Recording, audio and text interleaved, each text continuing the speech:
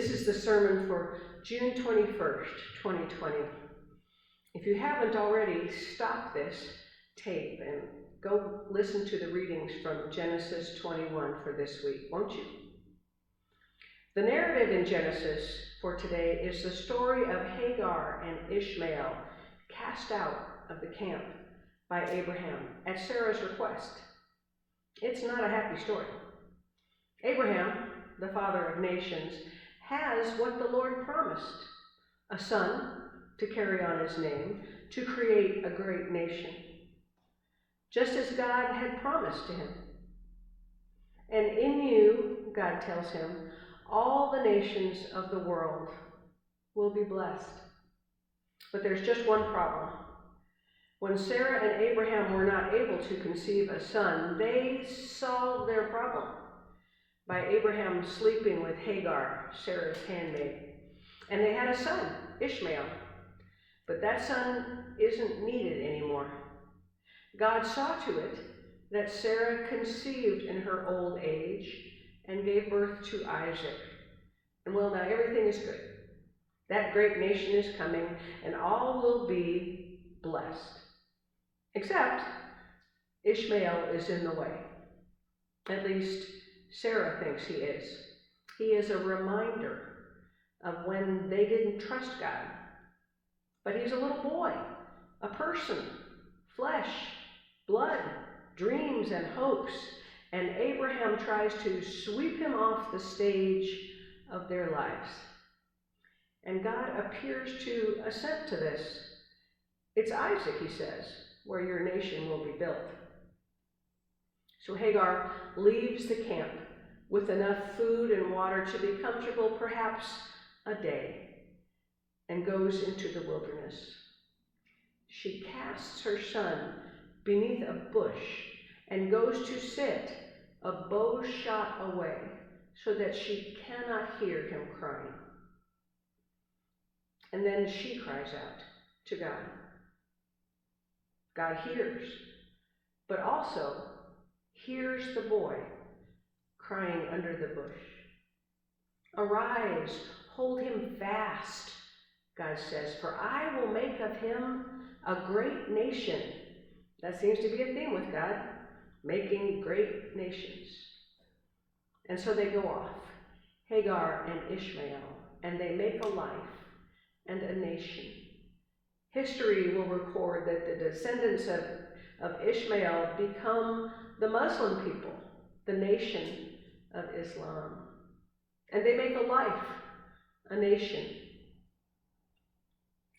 They are people of the book, just as the children of Israel are people of the book. God is worshipped in both camps, and the people prosper, and the world is blessed through both nations. But of course, you know the story of the Middle East. Tribe against tribe for millennia. One nation against another nation. Bloody wars, conflict, and strife. And families and children and plenty, not so different from the continent I live on, North America, where faction stands against faction, generation after generation. The players seem to change, the fight shifts. I can think of loyalists versus patriots in Revolutionary War days, North versus South in the Civil War, and always, it seems, we look for some group to marginalize, some group to be able to say, we're better than they are, that's for sure. And I just cannot imagine that God is honored in these conflicts, in these selfish spats year after year. This week, we commemorated the 5-year anniversary of the killing of 9 innocent men and women at Mother Emanuel AME Church in Charleston, South Carolina. An act of hate filled with racial slurs. And the young man who killed those people was baptized and confirmed in a Lutheran church, just like ours. That's the part that hurts me the most. I can remember the faces of each person I have baptized, and each one that I have confirmed. I remember them all as eager, engaged, and open to what the world has to offer. I find it so hard to picture any of them capable of murder and hate. And yet here it is, in front of us. How will we, as people of God, people who love God, learn to shun divisive behavior and find a way forward after having this legacy of hate in our midst? Fear not, we are told.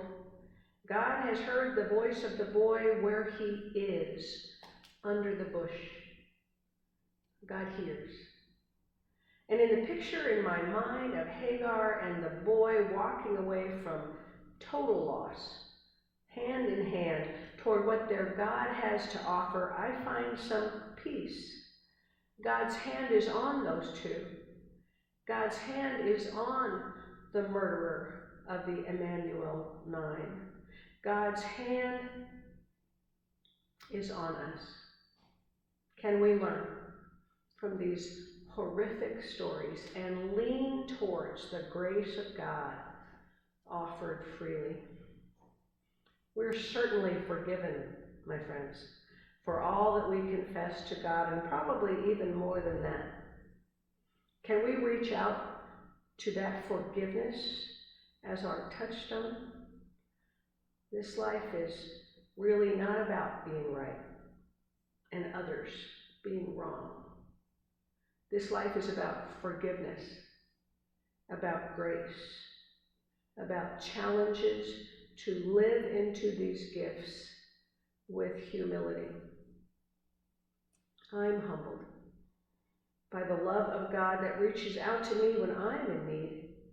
May God give me and all of you the humility to see where you and I need to be forgiven, to change, to become people of God's promise, focused on the rights of others and the kindness needed so that through each of us, the nations of the world will be blessed. Amen.